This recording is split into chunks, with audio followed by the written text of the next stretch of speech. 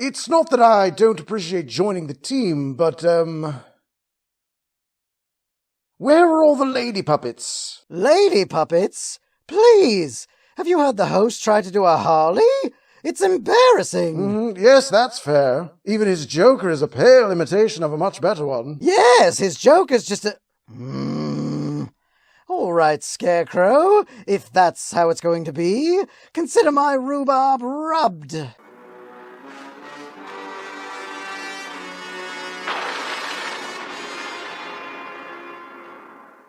Welcome back to another episode of Batman the Animated Recap. Last time, we covered The Last Laugh, featuring the Joker.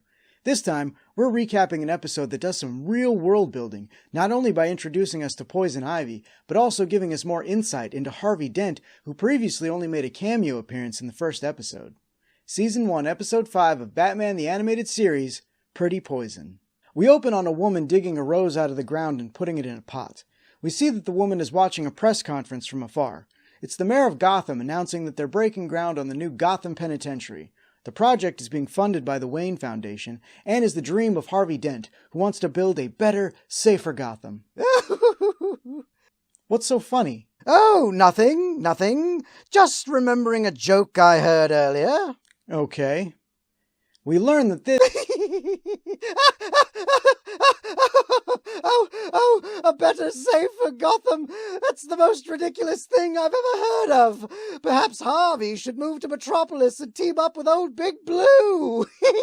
Anyway, the mysterious woman saves a newspaper clipping about the press conference that features Wayne and Dent.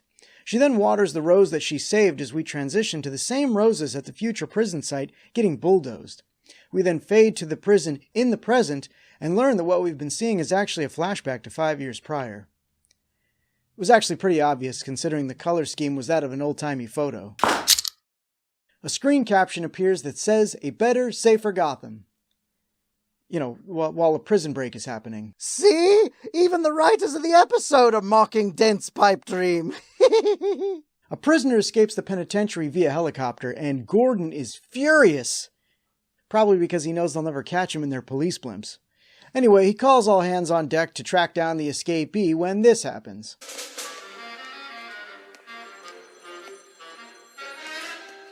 I mean, I can't fault Bullock here. You never know how long these pursuits are going to last. There could be a foot chase involved, so, he's actually pretty smart to carb load. Batman joins the chase by attaching his grappling hook to the helicopter as it flies by, dragging him along with it. Not really sure what his plan is here. Down below in the Rose Cafe, Harvey Dent is sitting with Pamela Arrives, who is fondling a rose as if to say, "Hey, I'm the lady from the sepia tone flashback." Anyway, they're waiting for Bruce to show up, resulting in scenes like this. Bruce? Nah, he's always late. He probably got hung up on business. I'd also like to point out that their waiter is voiced by Kevin Conroy, who just sounds like Bruce Wayne doing a terrible French accent. As if you should talk! Your French accent is absolutely horrendous! What? I'm not even doing a French accent! My point exactly! It's the worst! Batman stops the escaped convict, leaving him for the police before heading home to change and meet his friend at the Rose Cafe. We cut to Bruce finishing up a story about Harvey, inferring that these two have been friends for a long time. Pamela then excuses herself, citing that she has an early meeting in the morning. Before she goes, though, she plants an uncomfortably long kiss on Harvey. Seriously, it's like almost 12 seconds of screen time. Then, as she is leaving, this happens. Well, I've been talking to my broker, and his recommendation was that... What the hell was that? Look, I understand every guy looking when an attractive lady walks by. We're basic creatures, it's what we do. But this... That's the sound you make when the waiter happens by with the dessert cart, not when a woman passes within arm's reach of your table. It's also appropriate to make that sound when Batman's nearby. How so? I shall demonstrate. So I was thinking that we break into the vault and... You think darkness is your ally? Fair enough. Anyway, Harvey tells Bruce that he asked Pamela to marry him, resulting in... Bruce thinks Harvey is rushing since he only met her a week ago. A week ago? Yeah, I'm gonna have to side with Bruce on this. Where does Dent think this is? Vegas? Sounds like someone has a fear of commitment. Because I think a week is too little time to get to know someone? Please, I don't have a fear of commitment. Then what do you fear?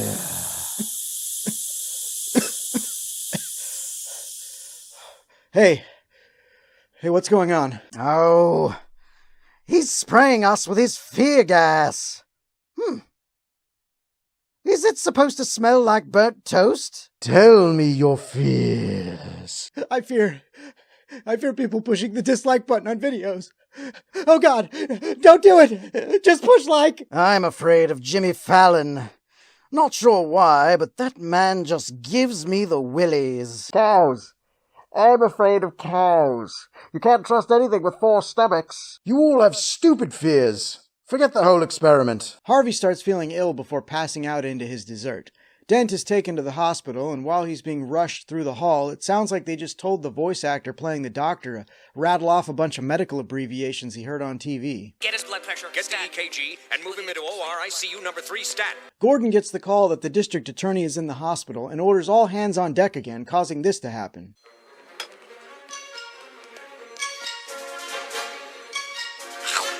Okay, I can't justify it this time, other than the fact that some writer was like, hey, wouldn't it be funny if the heavyset cop put his need for donuts over the lives and safety of others?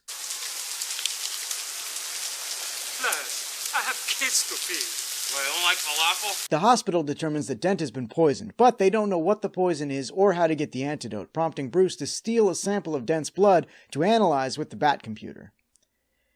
Pretty sure you need more than just a drop of blood on a slide for analysis, but then again, I don't know anything about bat science. Alfred, let's go shopping. Yes, sir. While the police interrogate the kitchen staff at the Rose Cafe to silly effect, back at the Batcave, Batman discovers the poison is from a plant known as the wild thorny rose, but the species is extinct, making it impossible to create an antidote. Back at the hospital, Bruce waits outside of Dent's room when Pamela arrives. She says she wants to see him, but the police will not allow anyone into his room. Pamela starts crying, and Bruce offers to walk her to her car. Once there, she thanks him and says that Harvey is lucky to have a friend like him, before going in for what looks like a kiss. This makes Bruce suspicious, and he calls Alfred to run a background check on Miss Isley. He finds out that she's a chemist with a PhD in botany who works for a cosmetics company creating their new line, Nightshade. It's deadly. Subtle. It's also revealed that she holds a monthly lecture on endangered and extinct plant species, meaning Batman has found his culprit. You know, it just occurred to me that if we villains had hobbies or careers outside of our criminal pursuits, it might be harder for old Batsy to find and catch us. Batman goes to the university greenhouse and sees Pamela with the extinct plant, revealing that it was in fact her from the flashback. He sneaks in while she's changing, which was actually far less perverse than it sounds, only to fall into a trap, which he narrowly avoids, only to then become ensnared by a giant Venus flytrap.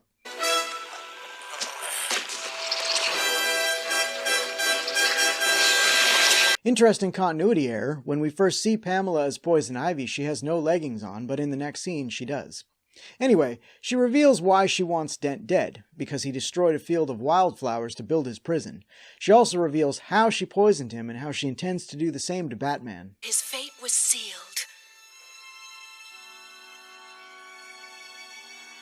With a kiss. Batman doesn't get nearly as long a kiss as Dent got, which honestly probably works in his favor. In her hubris, Ivy reveals that she has the antidote on her person. Batman surprises her, knocking her down and cutting his way out of the flytrap's grasp. While trying to shoot Batman, Ivy accidentally shoots the flytrap, which sets her on a further tirade of trying to kill Batman, and in the chaos, the whole greenhouse gets lit on fire. Well, it's not an explosion, but I suppose it'll have to do. We're way under quota this episode. Ivy tries to escape with her roses, but is almost crushed by falling debris. Batman pushes her out of the way, resulting in him clutching to the edge of the pit trap he almost fell into earlier. Ivy goes to shoot him, until he reveals that he's holding her roses hostage. She gives Batman the antidote in exchange for them, and they both escape the burning building together. She should have kicked him in the face after he handed over the roses. He still had to drink the antidote, and it's not like it would have kicked in right away. Ugh. Wasted opportunities. Back at the hospital, Dent wakes up after having received the antidote. He has no memory of what happened, and Bruce tells him that he thinks Pam is wrong for him, which is always one of my favorite tropes in television. Harvey, I'm glad you're out of the coma, but I gotta say, I think Pam's wrong for you. What? Why? Oh, because she tried to kill you. Yeah, she's the one that put you in the coma. Wait, she tried to kill me? And you tried to be coy about it? Why wouldn't you just lead with that? Dick. We cut to the penitentiary where Pamela is muttering villainous rantings to herself. But I'll grow back. We always grow back. Don't we, baby? I do find it interesting that she's not in Arkham Asylum here, but in a normal prison. The next time we see her, I'm pretty sure it's in Arkham, so she must get transferred the first time she shivs someone for looking at her roses inappropriately.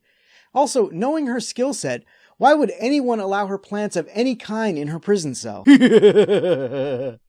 I'm telling you, there's no such thing as a better, safer Gotham because the people who run the criminal justice system are idiots! This was a great episode. I love that the show has us spend so much time with Harvey before the events that will lead to him becoming a villain. It really makes that turn just so much more tragic. And Poison Ivy is a delightfully wicked eco-terrorist who brings a unique kind of crazy to Batman's rogues gallery. What do you think? Oh, I agree. Ivy is a few roses short of a bouquet, but I like her moxie. Dating a man she's been stalking for 5 years just to get close enough to kill him with a poison kiss? Well, it actually sounds rather impractical when I say it out loud, but that's why I like it. It's insane! 4 out of 5 Bullock Donut Breaks. Join us next time when we'll be covering The Underdwellers. Till next time, kiddies!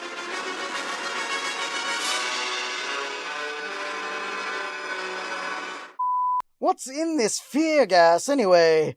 Nothing toxic, I hope. No, it's all natural. Just some blue poppies, ginseng, high fructose corn syrup, yellow dye number 5, cat urine, and just... Cat urine? Let me get this straight. You and Bane get to wear masks, and I'm just stuck here breathing in unfiltered cat urine? I told you we'd fall for it. Marvelous. Simply marvelous. That's twice the rhubarb has been rubbed, Scarecrow.